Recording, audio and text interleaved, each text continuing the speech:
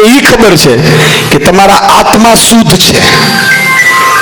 તમે બાઘડાથી ડરતા હશો, શરમ ના માર્યા, કઈક આંગળી આવી ગઈ હોય, કોઈ ચીચોડામાં આવી ગયું, થોડું ઘણું હોય, બરોબર છે, પણ તમારી આત્મા શુદ્ધ છે. તમે માણસ સારા છો, માણસ સારા છો.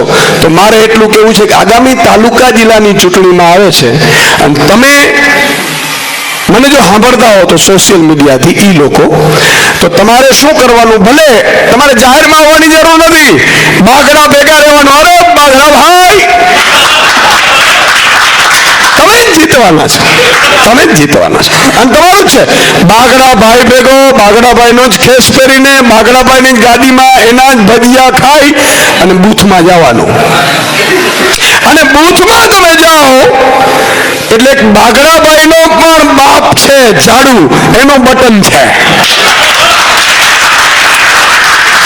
તમે બટન બાઘડાભાઈ નું દબાવશો કે ઝાડુ નું દબાવશો, એમાં ખબર બાઘડાભાઈ ને નહીં પડે.